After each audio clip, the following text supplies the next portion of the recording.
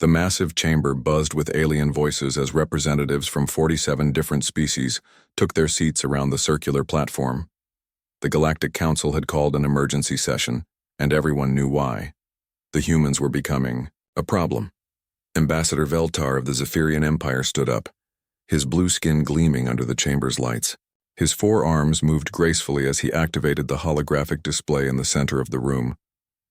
Fellow council members, we must address the growing threat from the species known as humans.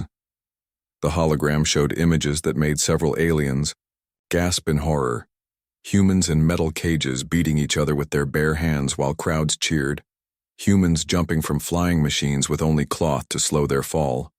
Humans racing metal vehicles at deadly speeds, sometimes crashing and burning. "Look at this savagery," Veltar said, his voice carrying across the silent chamber. "They call this entertainment. They pay to watch their own kind suffer and die." The next images showed human military exercises, soldiers crawling through mud, climbing walls and practicing with weapons.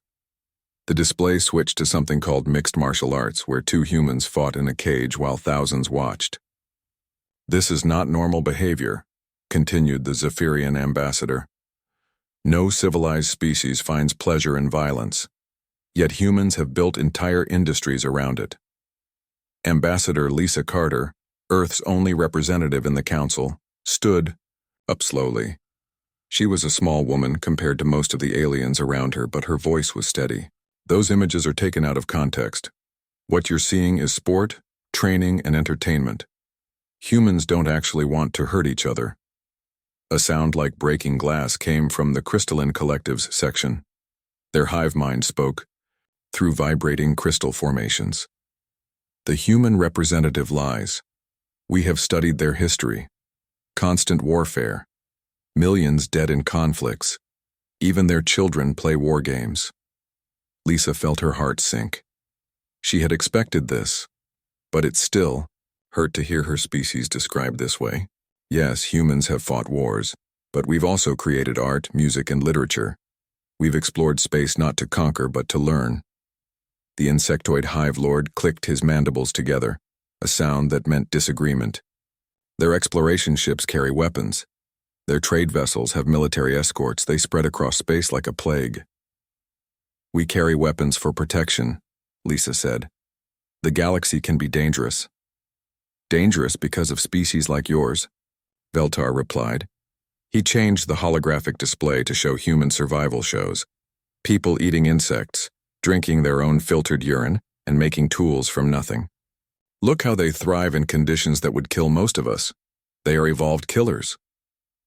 The chamber erupted in worried murmurs.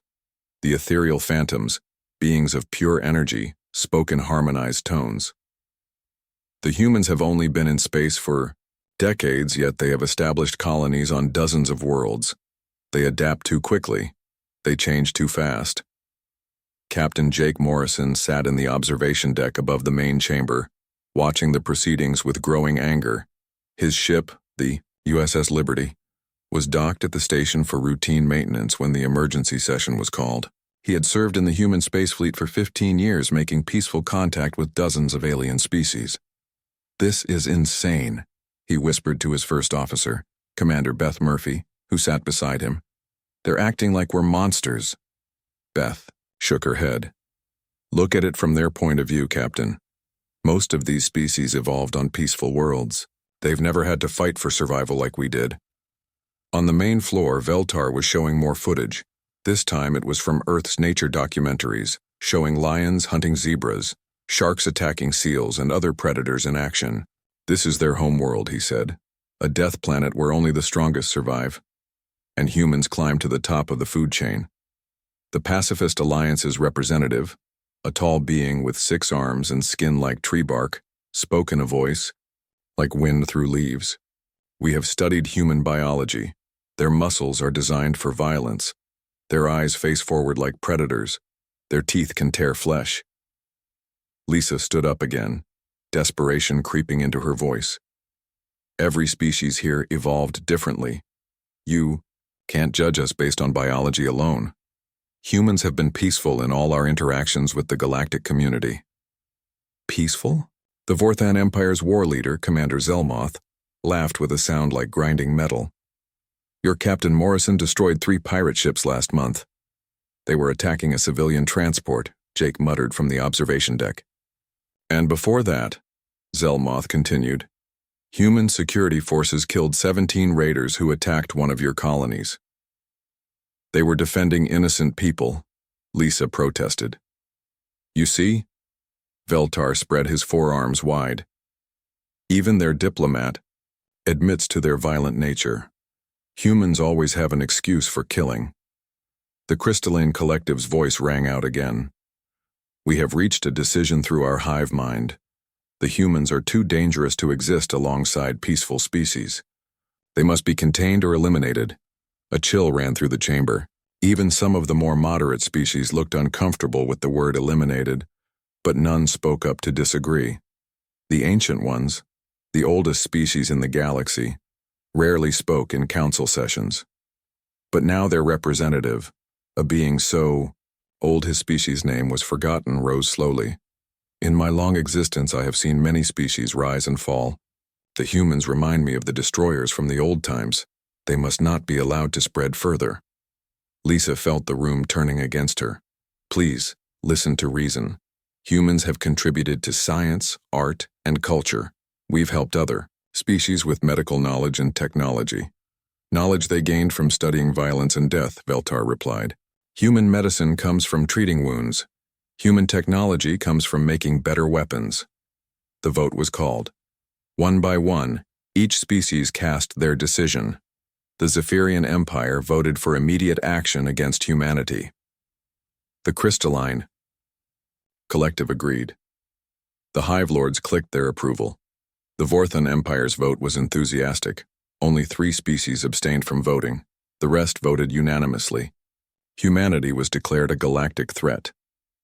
The council leader, an ancient being whose species had founded the galactic community, spoke the final judgment. By majority vote, the human species is hereby declared a danger to galactic peace. They have 30 standard days to withdraw all colonies and return to their home system. After that time, the combined fleets of the Galactic Council will take action to protect the innocent species of the galaxy.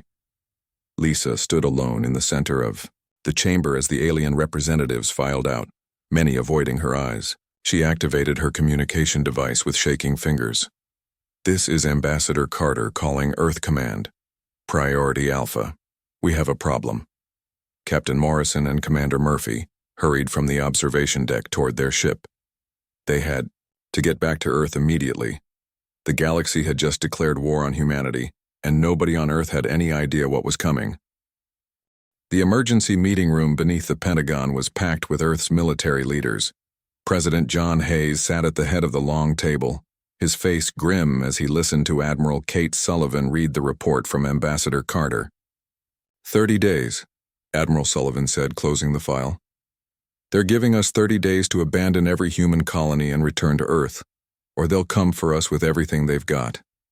General Rick Parker leaned back in his chair. How many ships are we talking about?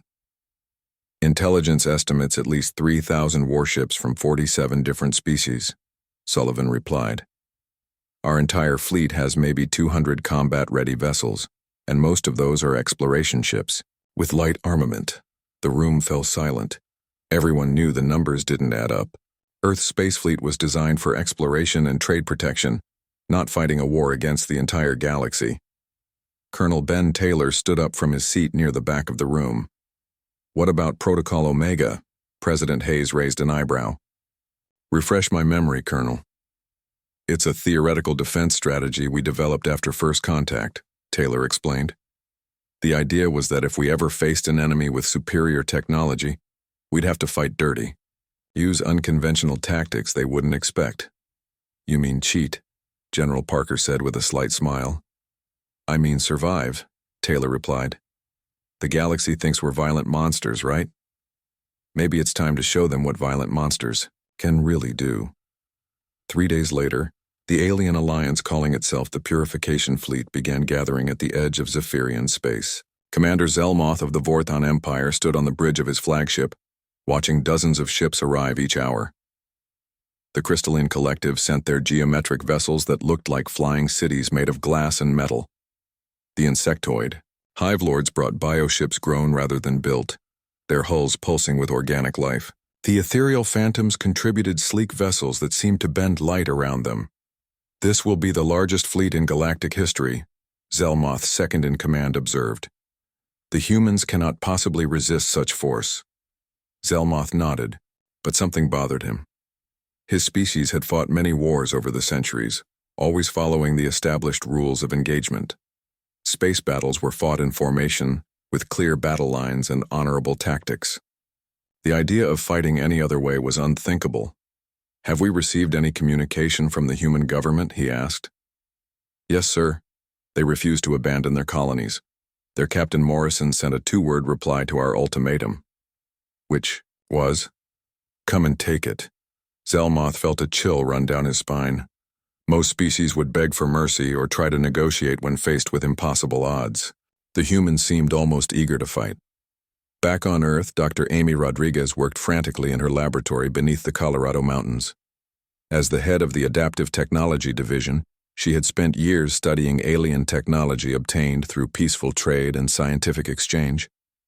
"Tony, hand me that Zephyrian power cell," she called to engineer Tony Mitchell, who was assembling components at the next workbench. "What are we building exactly?" Tony asked, passing her the glowing blue cylinder. "Something the aliens won't expect," Amy replied. "Their energy shields are designed to stop energy weapons, plasma beams, laser cannons, that sort of thing. But what if we don't use energy weapons?" She held up a metal rod about the size of a baseball bat. "This is a kinetic penetrator. Pure tungsten, accelerated to incredible speeds using magnetic rails. No energy signature, no heat bloom, just raw kinetic force." Tony whistled. "Will it work?" "Physics says it should punch right through their shields like they're not even there." Meanwhile, Lieutenant Commander Sam Brooks stood in a civilian shipyard, looking at a massive cargo hauler called the Big Dreams. The ship was designed to carry ore from asteroid mines, but Sam saw something else entirely. "We're going to mount missile launchers in the cargo bays," he explained to the confused dock workers. "Remove all the mining equipment and replace it with weapon systems." "Sir, this ship isn't built for combat," the foreman protested. "It's got no armor, no military-grade engines." "That's the point," Sam replied. "The aliens expect to fight warships. They won't see a cargo hauler as a threat until it's too late." Across Earth's solar system, similar preparations were taking place. Passenger liners were being converted into troop transports. Research stations were being armed with improvised weapons. Even luxury yachts were getting missile pods mounted on their hulls. The plan was chaos, and that was exactly what Colonel Taylor wanted. Human military doctrine had always emphasized adaptability and unpredictability. While other species had rigid command structures and followed established battle plans, humans thrived on improvisation.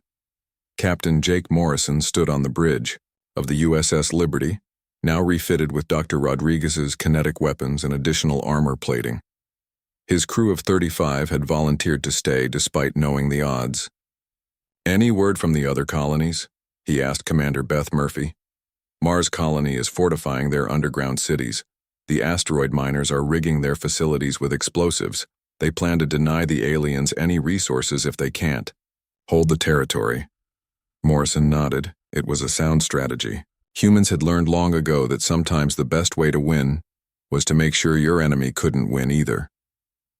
On Luna, Colonel Sarah Walsh reviewed the plans for defending Earth's moon. The low-gravity environment would work in humanity's favor. Human soldiers trained for months to fight in 1/6 gravity, while most alien species would struggle with the unusual conditions.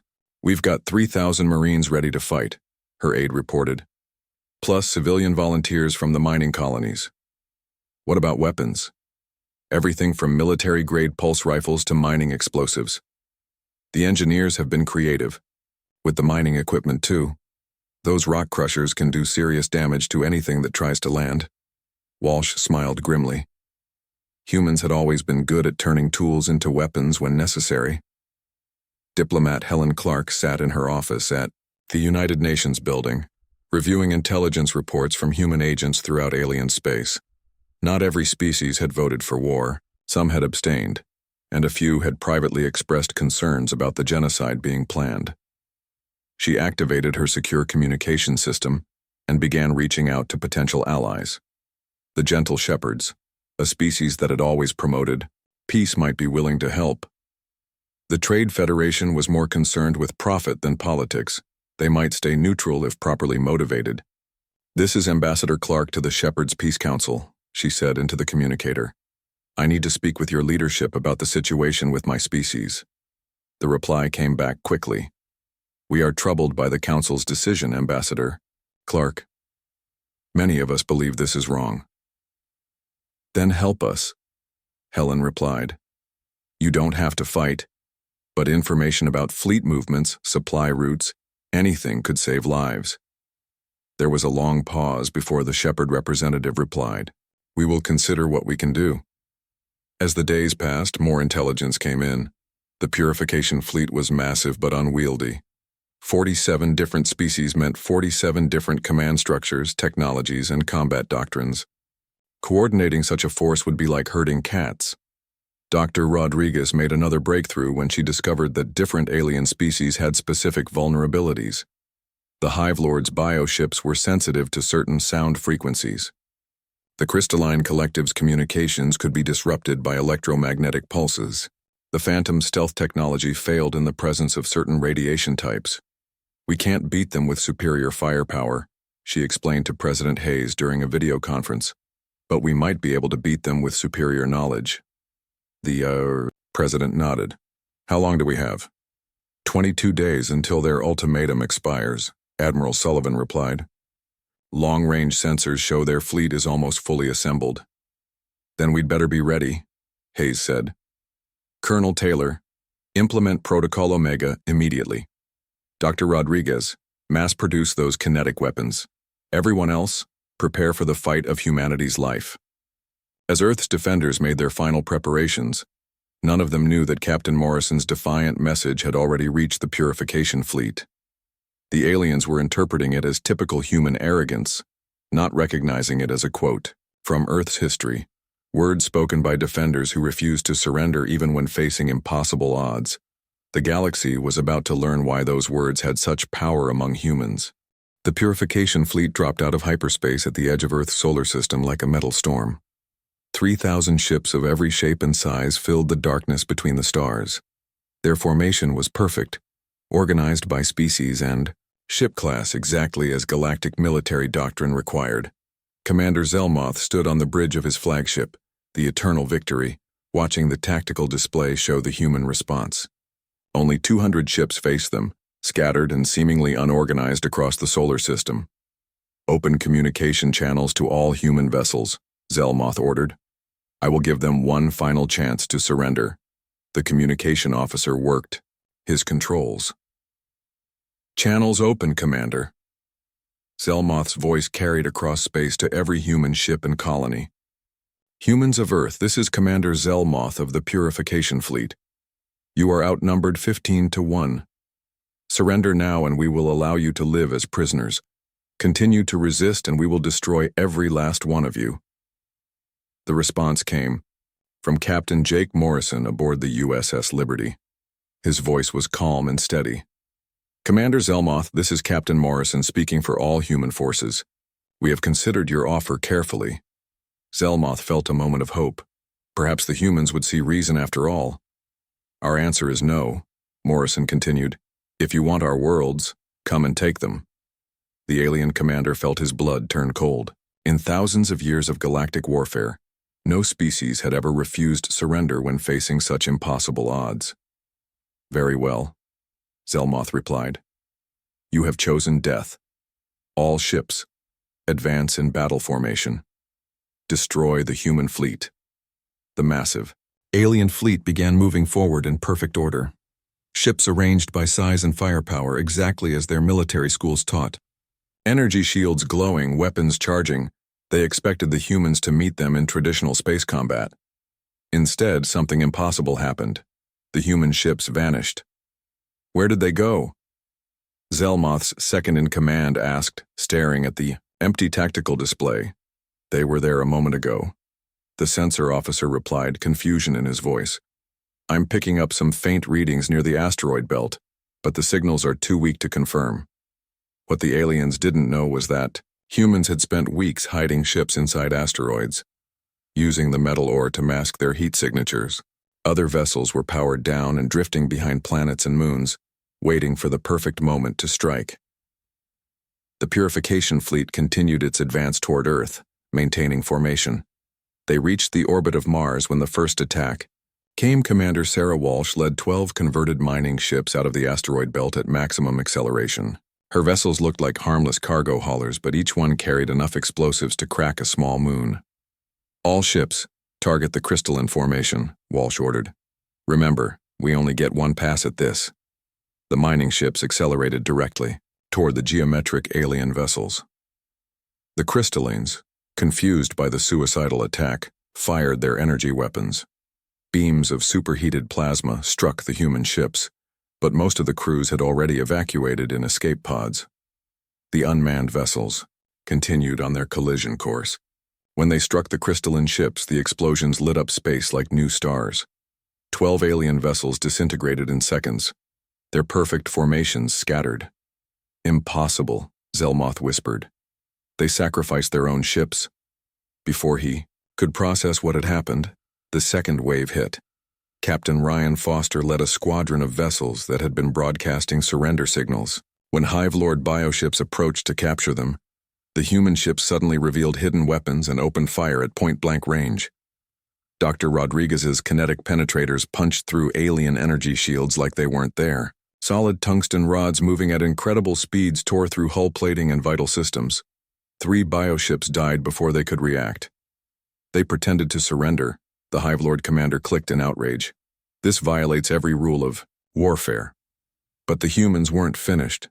All across the solar system, ships emerged from hiding places the aliens never thought to check.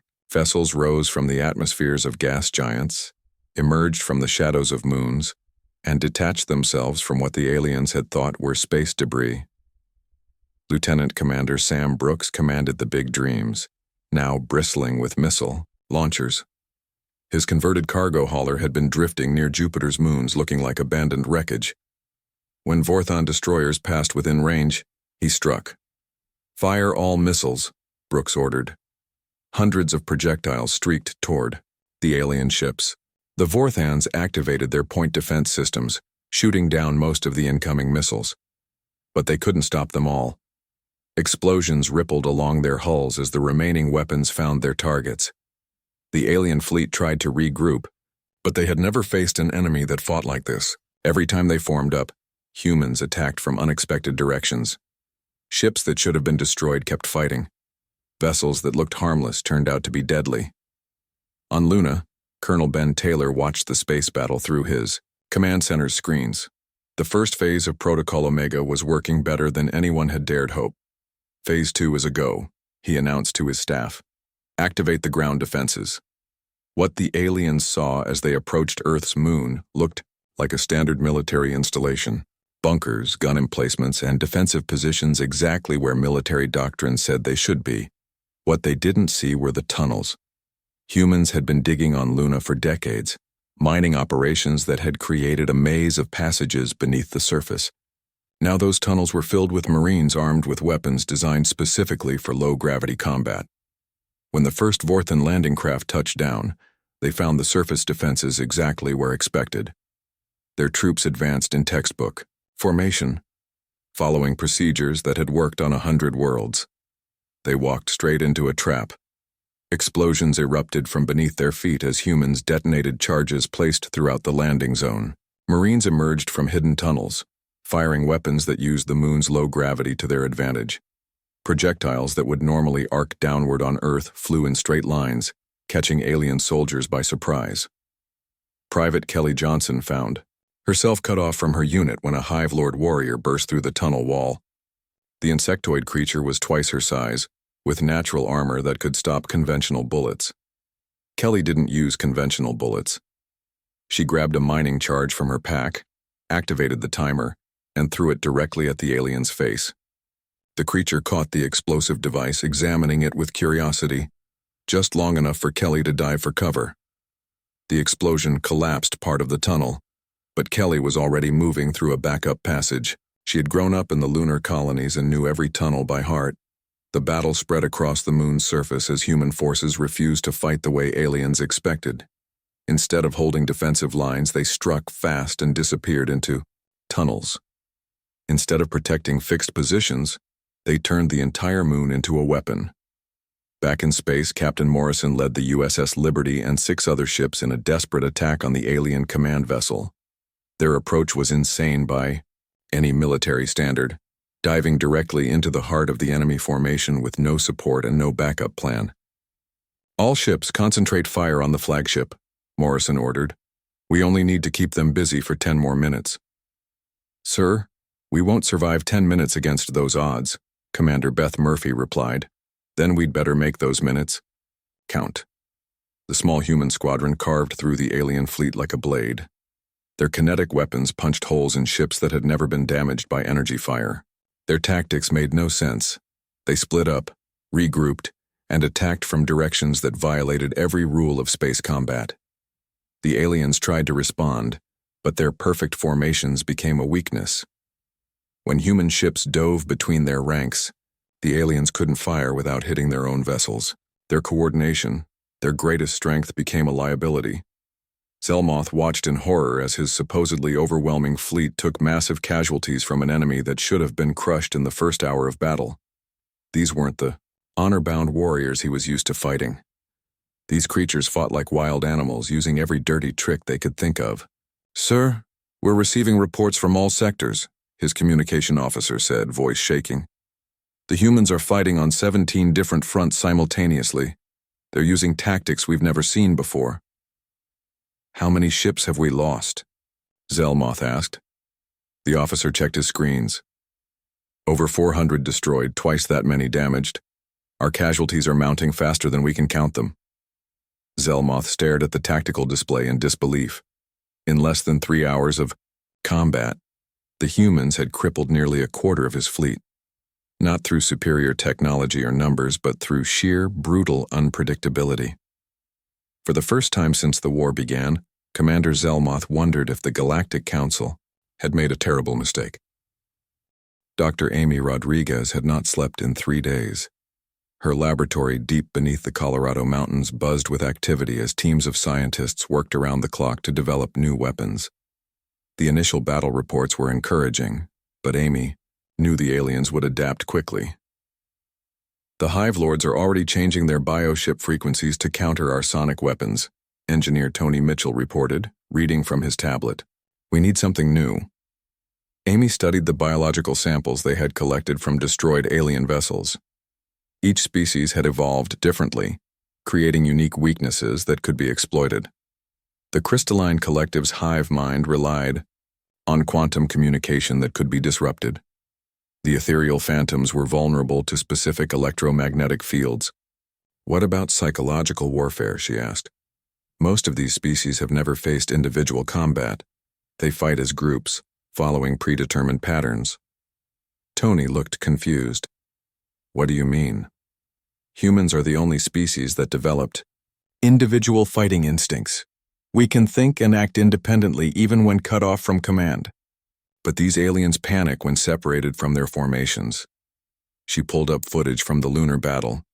When human forces had isolated individual alien soldiers, the creatures had frozen in confusion rather than adapt. Their entire military doctrine was based on group coordination. "Start developing jamming technology," Amy ordered.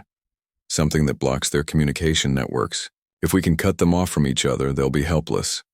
On Mars, General Rick Parker watched his troops prepare for the next wave of alien landings. The Red Planet's harsh environment was already working in humanity's favor. Dust storms that humans had learned to navigate were blinding alien sensors. The thin atmosphere that colonists had adapted to was suffocating species from more hospitable worlds. "Sir, the Vorthan dropships are approaching the northern settlement," his aide reported. Parker studied the tactical display. The aliens were following standard invasion procedures: land near population centers, establish perimeters, advance in organized formations. It was exactly what human defenders had prepared for. "Activate the tunnels," he ordered.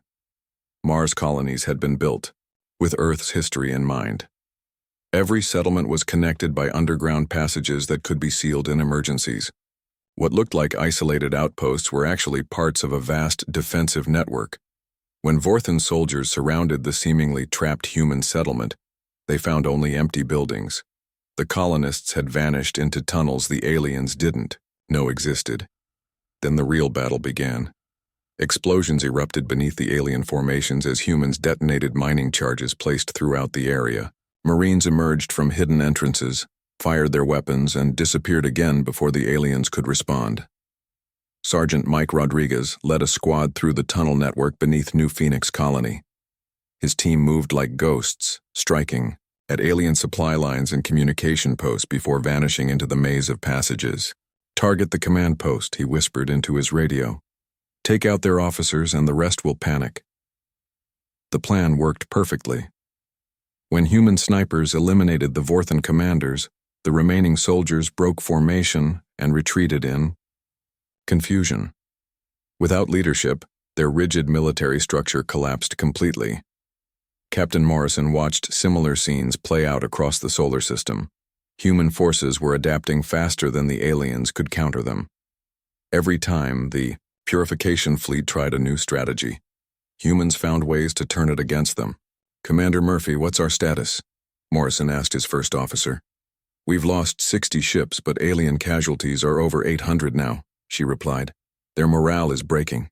Some species are starting to retreat without orders." Morrison nodded grimly.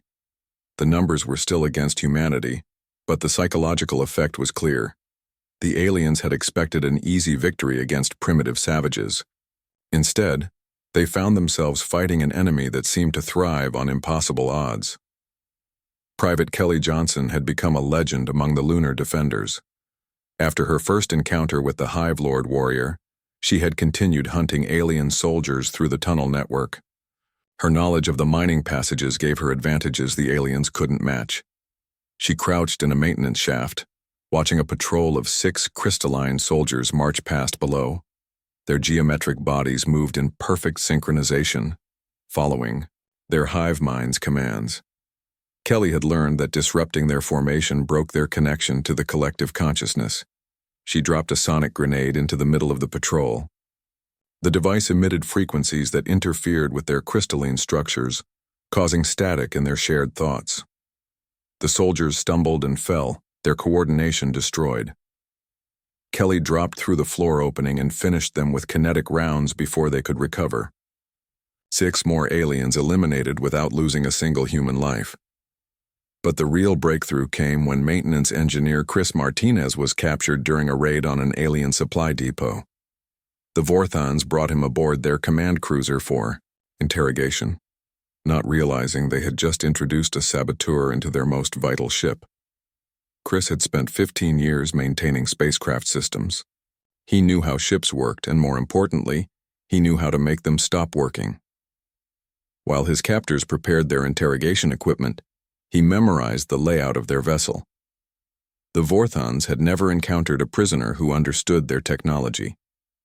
When they left him alone for a few minutes, Chris used his knowledge to access their ship's systems through a maintenance panel.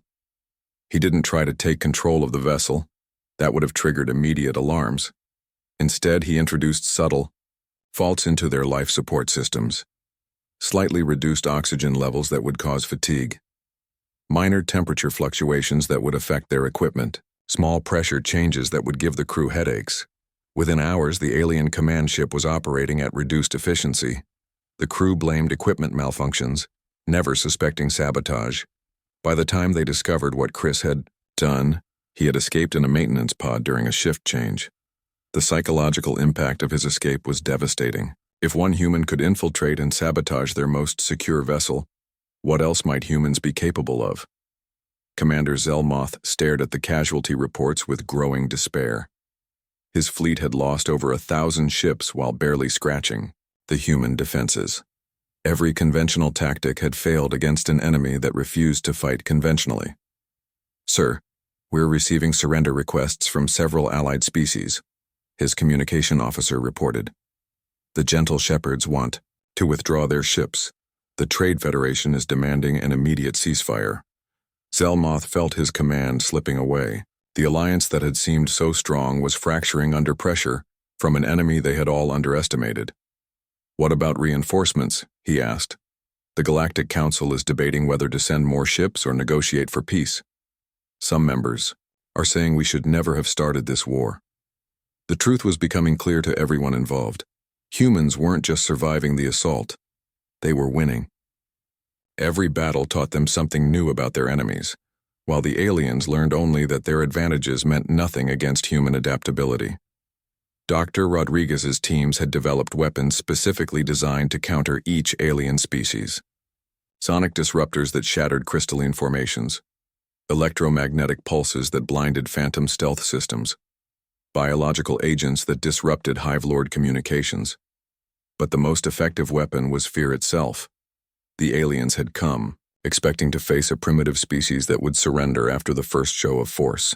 Instead, they found creatures that fought harder when cornered, adapted faster under pressure, and refused to accept defeat even when facing impossible odds. Captain Morrison received a communication from Earth Command as his battered fleet regrouped near Jupiter. Admiral Sullivan's face appeared on his screen, showing exhaustion but also grim satisfaction. "Jake, we're getting reports that some alien species are withdrawing from the battle," she said. "Morale in their fleet is collapsing." "What are our orders, Admiral?" Morrison asked. "Keep doing what you're doing. Show them that attacking humanity was the biggest mistake in galactic history." Morrison smiled for the first time since the war began. The galaxy was learning why humans had climbed to the top of Earth's food chain. It wasn't because they were the strongest or the fastest. It was because they never stopped fighting, no matter how bad things got. The aliens were about to discover that declaring war on humanity meant unleashing something they were completely unprepared to face. Commander Zelmoth stood alone on the bridge of his damaged flagship, watching what remained of the once mighty purification fleet. Of the 3,000 ships that had entered the Sol system, fewer than 800 were still battle-ready. The rest were destroyed, damaged beyond repair, or had retreated without permission. "Sir, we're receiving final orders from the Galactic Council," his communication officer reported, his voice shaking. Zelmoth took the message with trembling hands. The orders were clear and desperate. The Council had authorized the complete destruction of Earth itself. If they couldn't defeat humanity in battle, they would eliminate the species entirely by destroying their home world. "Prepare all planet killer weapons," Zelmoth ordered, though the words felt like poison in his mouth. "Target Earth's surface. We end this now." Across the solar system, the surviving alien ships began converging on humanity's birth world. Every remaining vessel capable of planetary bombardment moved into position. They would turn Earth into a lifeless rock, rather than admit they had been wrong about humanity. President John Hayes watched the alien fleet's movement from the emergency command center beneath the Rocky Mountains. Satellite feeds showed hundreds of ships moving toward Earth with obvious intent. "They're going to try to destroy the planet," Admiral Kate Sullivan said, her face pale. "All our victories won't matter if they glass the surface from orbit." Hayes nodded grimly. He had hoped it wouldn't come to this, but Earth's leaders had prepared for the worst-case scenario. "Colonel Taylor, activate Project Prometheus." Colonel Ben Taylor hesitated for just a moment. Project Prometheus was humanity's final card, a weapon system so secret that even most government officials didn't know it existed. Once activated, there would be no going back. "Are you certain, Mr. President?" Taylor asked. "Do it." Taylor entered his authorization codes into the command console. Across human space, systems that had been hidden for decades suddenly came online. Communication satellites revealed weapon pods that had been disguised as scientific equipment. Space elevators transformed into massive railguns. Research stations that had orbited gas giants for years opened to reveal devastating firepower. The aliens had spent weeks fighting what they thought was humanity's entire military force. They were wrong. The ships and bases they had been battling were just the visible portion of Earth's defenses. The real weapons had been hiding in plain sight. Captain Morrison received the activation signal aboard the USS Liberty as his ship limped toward Earth. His vessel was badly damaged, held together by emergency repairs and sheer determination. But he wasn't finished fighting. "All remaining human ships, this is Captain Morrison." He broadcast on all frequencies. "Form up on my position. We're going to show these aliens what happens when you threaten our home." Ships emerged from hiding places throughout the inner solar system. Some were military vessels that had been playing dead, drifting without power, to avoid detection. Others were civilian craft crewed by volunteers who refused to abandon Earth. Together, they formed humanity's last line of defense. The alien fleet opened fire first, planet-killer weapons charging up to burn Earth's surface, clean of life. But before they could complete their bombardment, Project Prometheus struck back. Hidden weapons platforms that had been disguised as civilian infrastructure for decades revealed their true nature. A communication satellite near Mars opened like a flower, revealing a massive particle beam weapon that struck the alien flagship with the force of a star. The beam punched through the vessel's shields and armor like they were paper, splitting the ship in half. The space elevator above Earth's equator, supposedly a civilian transport system, began launching projectiles at incredible speeds. Tungsten, rods the size of telephone poles, accelerated to nearly light speed, striking alien ships with kinetic force that made nuclear weapons look like firecrackers. But the most devastating surprise came from the gas giant research stations. For years, these facilities had been studying Jupiter and Saturn's atmospheres, supposedly for scientific purposes. In reality, they had been harvesting something far more dangerous. Dr. Amy Rodriguez had discovered that certain gas giant atmospheres contained exotic matter that could be weaponized. When properly contained and directed, this matter could create space-time distortions that no known shield could stop. The research station near Jupiter fired its first shot at a cluster of crystalline ships. The exotic matter beam didn't just destroy the vessels, it erased them from existence, leaving behind empty space where the ships had been moments before. Commander Zelmoth watched in horror as his fleet disintegrated around him. The humans had been holding back their true capabilities, letting the aliens think they were winning while preparing this devastating counterattack. "How is this possible?" his second-in-command whispered. "Where did these weapons come from?" Zelmoth understood with growing dread. Humanity had been preparing for this war since their first contact with alien civilizations. Every peaceful trade, mission, every scientific exchange, every diplomatic meeting had been an opportunity to learn about potential enemies and plan countermeasures. The species they had dismissed as violent primitives had been playing a game of strategy that spanned decades.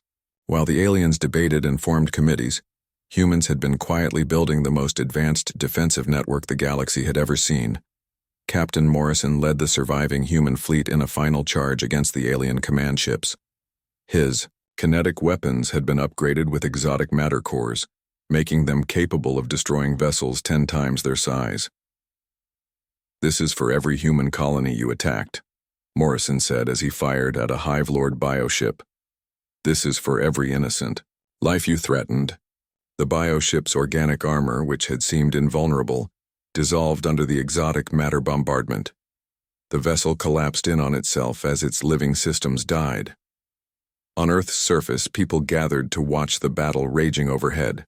Flashes of light marked the destruction of alien ships as humanity's hidden weapons systematically eliminated the invasion force. Ambassador Lisa Carter stood on the observation deck of the United Nations building, watching justice unfold in the stars above. She activated her communication system and broadcast on all galactic frequencies. "To the surviving members of the Purification Fleet," she said, her voice carrying across space to every alien ship. "You came here to commit genocide against a peaceful species. You ignored our attempts at negotiation and chose violence over diplomacy. The few remaining alien ships tried to retreat, but humanity's weapons had superior range and speed. One by one, they were hunted down and destroyed. The Galactic Council declared us monsters based on misunderstanding and prejudice," Carter continued. "You attacked our colonies, murdered our civilians, and tried to destroy our homeworld. Now, you know the difference between violence as entertainment and violence as survival. Commander Zelmoth's flagship was the last alien vessel still fighting. His ship's weapons were exhausted. His crew was dead or dying, and human ships surrounded him on all sides. Captain Morrison's voice came over the communication system. "Commander Zelmoth, this is Captain Morrison. Surrender now and we'll allow you to live." Zelmoth laughed bitterly. The humans were offering him the same mercy he had refused to give them. "Why spare me after everything my people have done?" "Because that's who we are," Morrison replied. "We don't kill prisoners, and we don't commit genocide, even against enemies who tried to do both to us." The alien commander looked around his ruined bridge and made his decision. "I surrender." As the last alien ship powered down its weapons, a strange quiet fell over the solar system. The greatest fleet in galactic history had been defeated by a species they had dismissed as primitive savages. Dr. Rodriguez stood in her laboratory, surrounded by the weapons that had saved humanity. The exotic matter technology alone represented an advance that would change the galaxy forever. But she felt no satisfaction in the victory. "We never wanted this war," she said to Tony Mitchell. "All we wanted was to explore space and make friends with other species." Tony nodded. "But they forced us to show them what humans can really do when pushed too far." Ambassador Carter prepared her final message to the Galactic Council. The recording would be transmitted to every world in known space, ensuring that humanity's story was heard throughout the galaxy. "The species you tried to destroy still offers friendship to any who want peace," she said. "But to those who threaten innocent lives, remember this day. Remember what happens when you declare war on humanity."